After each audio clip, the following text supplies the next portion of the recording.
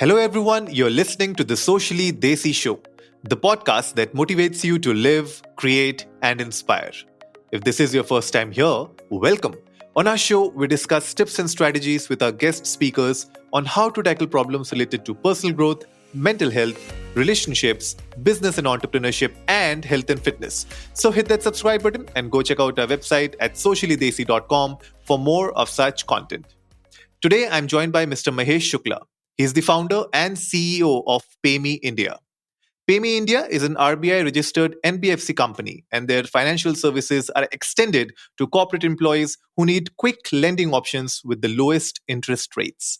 The company presently offers loans for individuals up to 2 lakh rupees, and all of that in just a few clicks.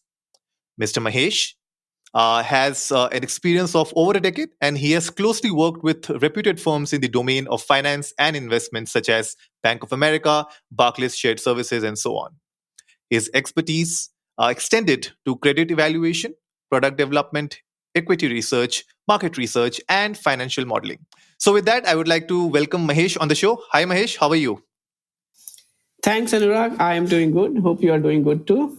Yes, I'm doing wonderful. Thank you so much for doing this with the Socially Desi show, Mahesh. And before we even begin today's episode, I would love to know about your professional journey so far. Sure, Anurag. So, about me, I belong to a small village, not even town. Mhm. And I migrated from that village to complete my graduation. So, I did my graduations from Allahabad University, which is, of course, now Prayagraj, that place. And Mhm. of course, like every individual, those era we were planning to do MBA. So I migrated to Delhi and did my MBA in finance and started looking out for job. I got my first job too early, which was into banking segment itself. Okay. And so I started from retail banking, then got an opportunity to work with international banks like Bank of America in anti-money laundering division. And then there was another fascinating opportunity, which was into the equity research, because that market Mhm. was very interesting at that point in time. And all cognizant people into finance were talking about equity.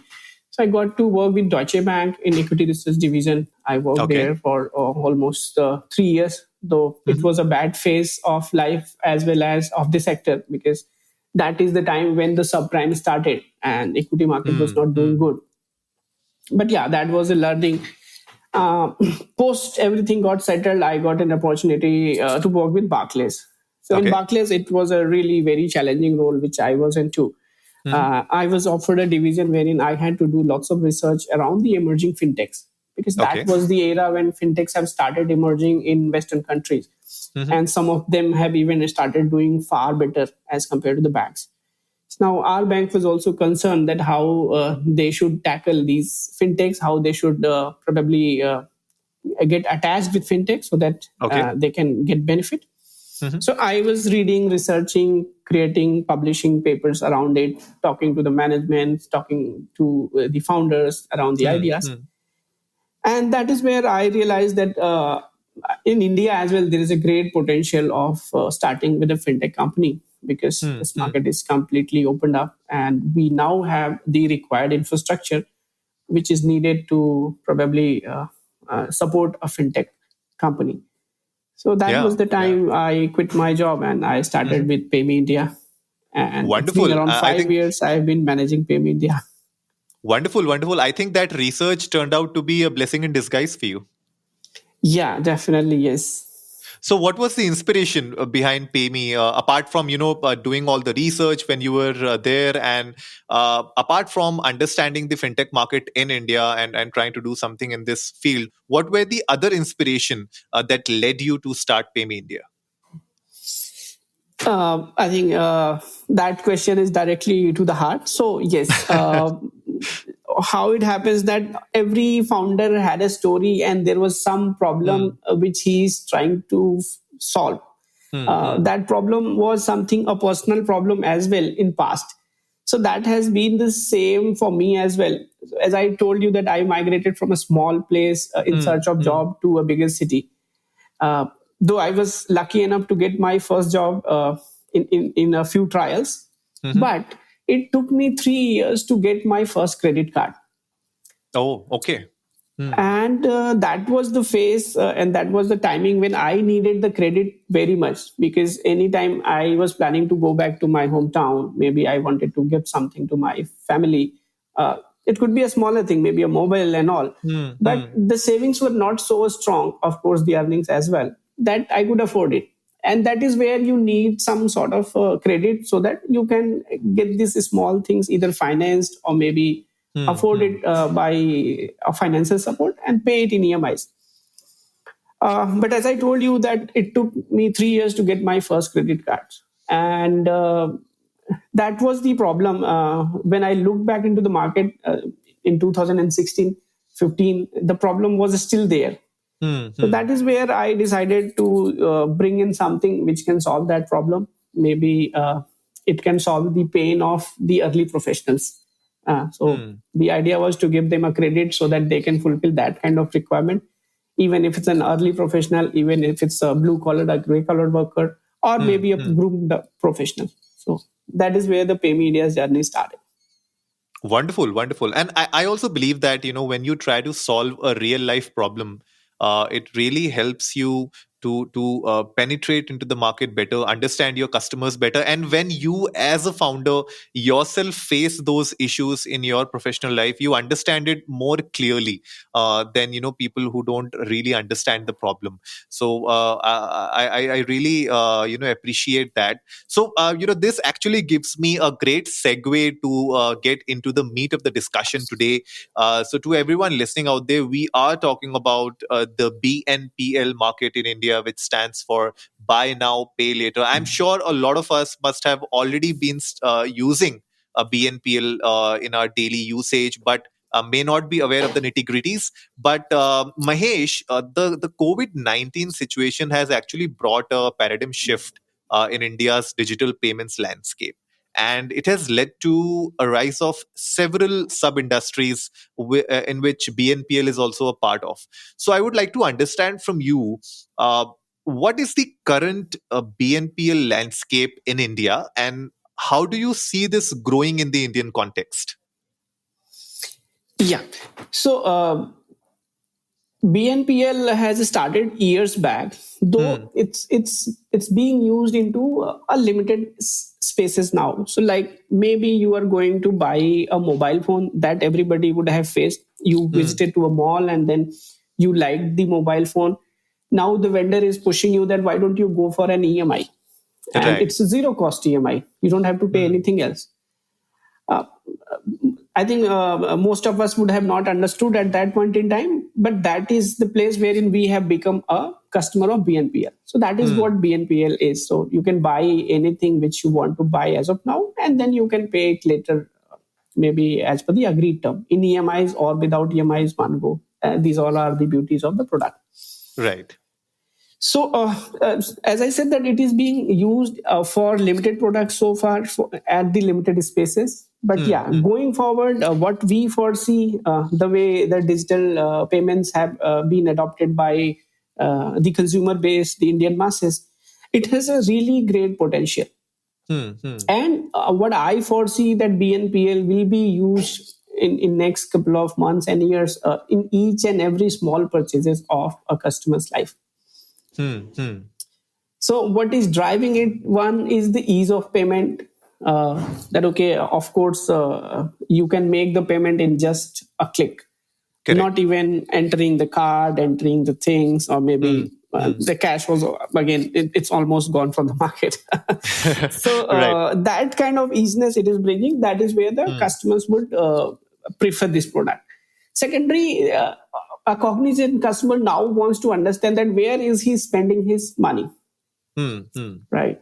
So that angle is also helping when people are spending through BNPL.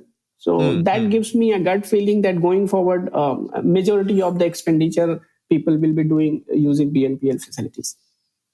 Interesting, interesting. And when you spoke about the credit, when you spoke about your experience with not getting a credit card for 3 years into a job, right?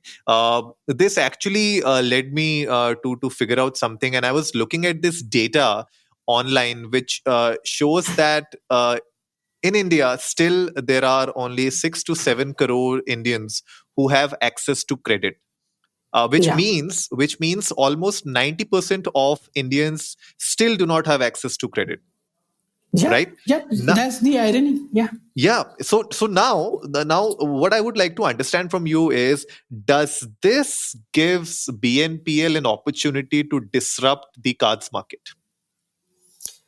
Yeah. So if I give you a figure today, Hmm. currently the BNPL is lesser than 3 billion USD in India.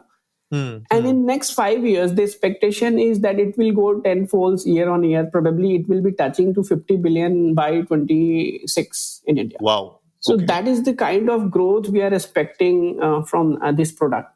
Hmm. Of Hmm. course, it will be limited to good people only. The stringent credit will also evolve around it. Maybe it's not there as of now, but definitely it will be there. But simultaneously, it will give an opportunity for a new to credit person to start with the credit consumptions, maybe with a smaller limit. And Hmm. this will Hmm. imbibe a very good habit of using credit in people.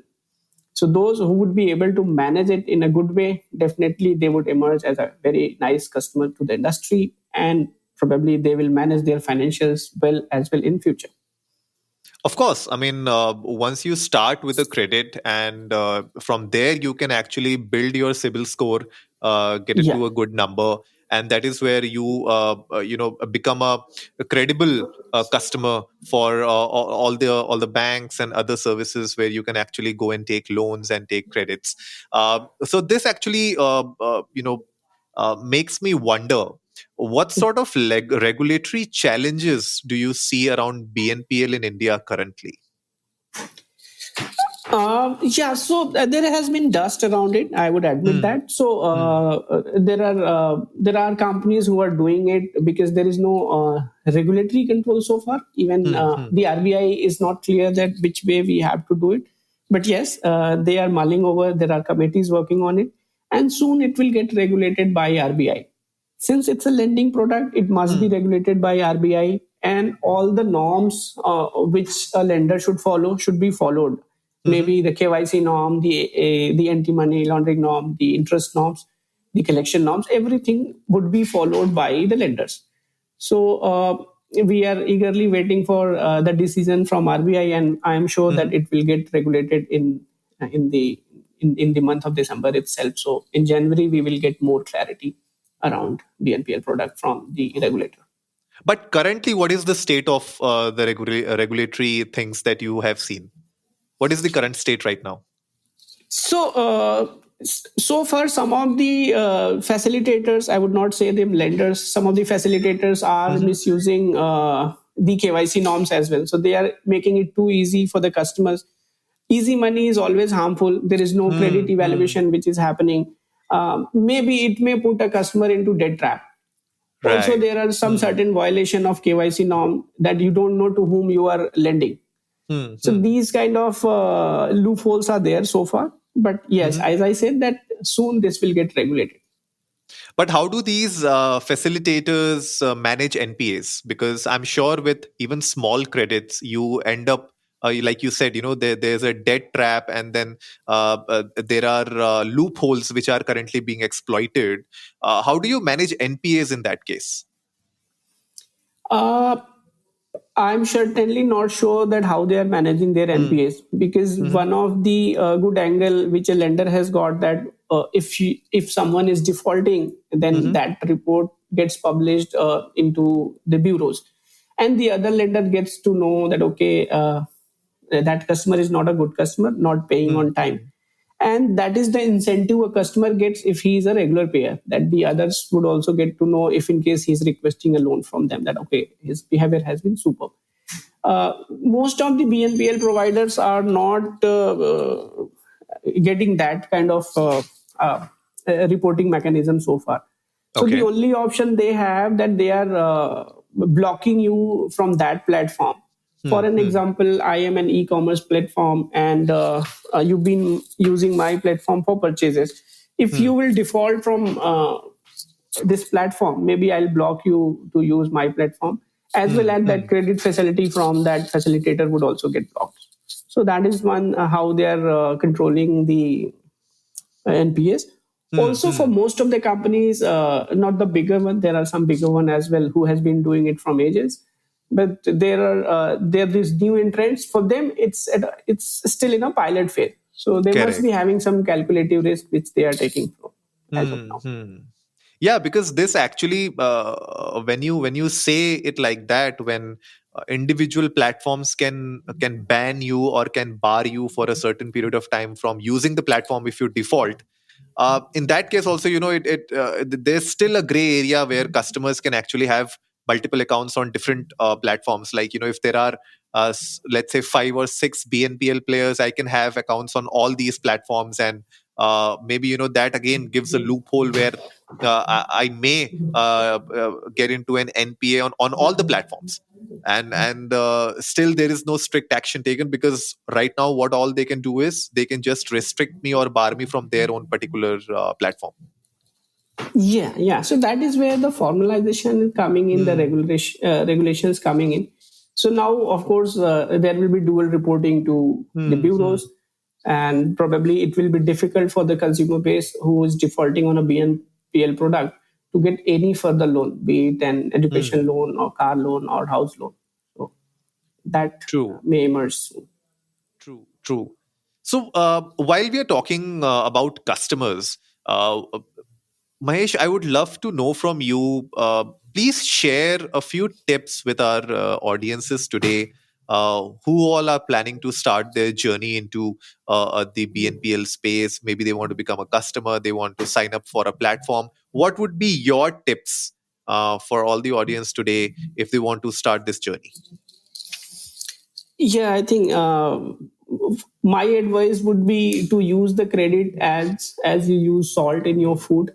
Hmm. So definitely salt is going to enhance the taste of your food, but if you'll put more salt in your food, it may make the taste bitter, I would say, right? So Right. the credit should be used in the similar way. There must be a space of credit into your finances, but Hmm. it should never be over leveraged. So try to take the credit only when you are in need, and showcase a very good behavior over there. Use it on the right time and pay on right time, so that you can get the exact benefit of this product.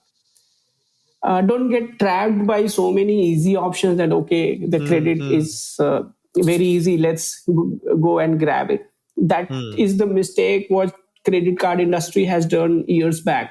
So Yeah. when credit card was launched, there were agents who were aggressively selling credit cards on every Yep. corner, and probably a consumer like us who were new at that point in time, new age guy. So it was a very interesting product, and we used Yeah. to probably apply at all the credit card companies.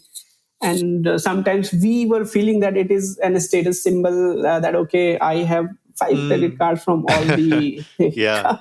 all the credit card companies. And what happens that at that age, people usually do not have a very right understanding of managing the finances, and that is Yep. where we go and we buy unnecessary stuff which was not needed, and we got into a debt trap. And Hmm. it takes Hmm. ages to then come out of it. You end up paying lots of penalties, you will spoil your credit card. So that should not get repeated here with this product. So use it True. wisely, though it's coming at a very easy steps, and it is facilitating lots of easiness in your life, in all bill payments and everything. But again, use it like the way you use salt in your food. Absolutely, absolutely. I completely agree with that, because even back in the days, back in 2013, when I started my career, I also got into this trouble of exhausting my credit limit on my credit card, and then Yeah. facing a lot of penalties, and nobody told me at that point in time that Yeah, right. you will. So the way they sold you credit cards was that, sir, you will only get 3% charge on your bill if you miss your dates, but nobody told me Yeah, that you'll also charge me like an 18% on top of that as penalties and blah blah blah. So true. you you end up paying so much of Yeah, yeah. That interest. mistake most of the youngsters do, like making a minimum payment, getting over Yeah, leveraged, overutilized, and then living on minimum payment. You don't absolutely. know, it has a wrong repercussion on your credit scores. For sure, yeah, yeah. I used to have a very good credit score, and then it declined. And then somebody, like, one of my friends back in Bombay, he told me, Anurag, you are messing it up, and this is what you need to do. He educated me a lot on that. And from then on, I think, from 2015 onwards, I've been very careful in managing my credit cards and other financial loans or anything else that I'm doing with my credit.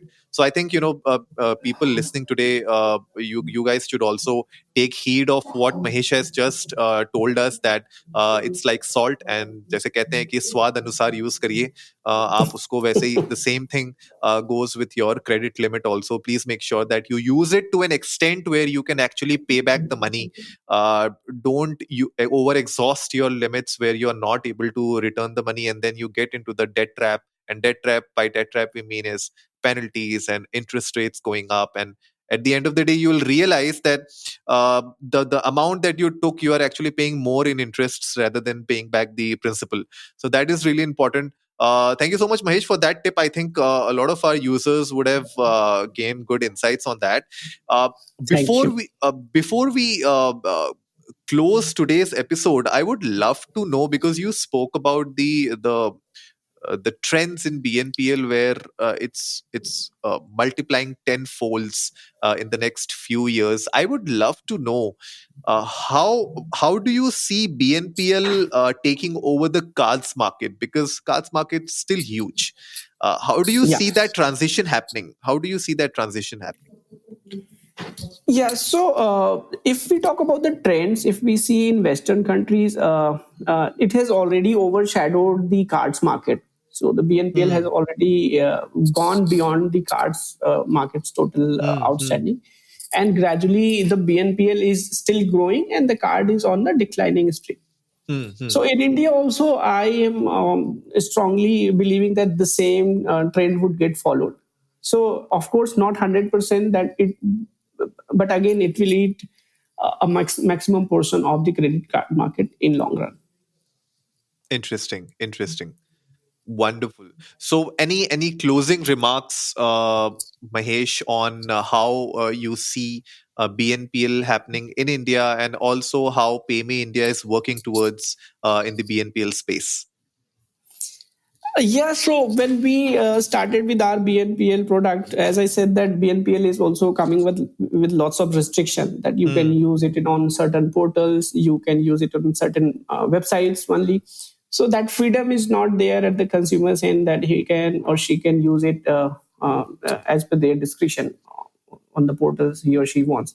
So when we ventured into this product, we thought of facilitating our consumer with that kind of freedom. So we are bringing our product wherein our consumers can use this at any shopkeeper, any merchant, any Hmm. bigger shop. So even if you are buying vegetables, you can use our product. You are Okay. having a chai or sutta outside, even for 10 rupees, you can use that. Hmm. And along with this, even if you are into roaming into a mall and you want to buy a mobile phone, there also you can utilize our product. So what benefit it will bring to you, that okay, all the expenditure, even if it's a 20 rupees, 20 rupees, that will get organized. At the end of the month, you would be able to know that how much you are spending on what kind of activities, whether entertainment, shopping, uh, maybe sutta you want to track. So this is how we are penetrating the product. So we have launched it for limited users as of now in the name of Salt Club. So there is a community, it's referred by only community, and only limited people can use it. We would be closely monitoring the performance as well as the interest from the customers, and then maybe in next couple of months it will be opened off for the wider masses as well. Wonderful, wonderful. And guys, whenever the product is available, we'll let you know through our social media handles, or we will update the show notes in the links that you see below in the episode description. Apart from that, Mahesh, how can people reach out to PayMe India? What are the links and where they can look at the products? So the links and demo and everything is there on our website. They can visit paymeindia.in and they can learn about the product. The saltclub.in is also there. They can register themselves and get a notification from us that how soon this product is going to be available in their city or for them. Wonderful. So you heard it, guys. We'll put the links in the show notes below. Definitely go check out paymeindia.in. And if you have any questions, feel free to reach out to us and we will help you get in touch with PayMe India, or you can directly ping PayMe India on their social media handles. The links will again be in the show notes below. With that, we come to an end of this episode. Thank you so much, Mahesh, for sharing great insights on the BNPL product, the BNPL landscape in India, and of course, how consumers can actually start their journey with BNPL. With that, we come to a close of today's episode. Thank you so much, Mahesh, for being with us. Thanks, Anurag, and thank you all the audiences who are listening to us. So that wraps it up for today, folks. If you liked the episode, give it a big thumbs up, share it with your friends, and let's go viral. Remember, our weekly podcast features episodes on personal growth, mental health, relationships, business and entrepreneurship, and health and fitness. We would love to have Mr. Mahesh on the show again in the future to talk about the BNPL landscape in India and how it's faring with the rest of the world. So, if you haven't yet done so, hit that subscribe button and go check out our website at sociallydesi.com. And as always, before I sign off, remember, life is black and white and everything in between.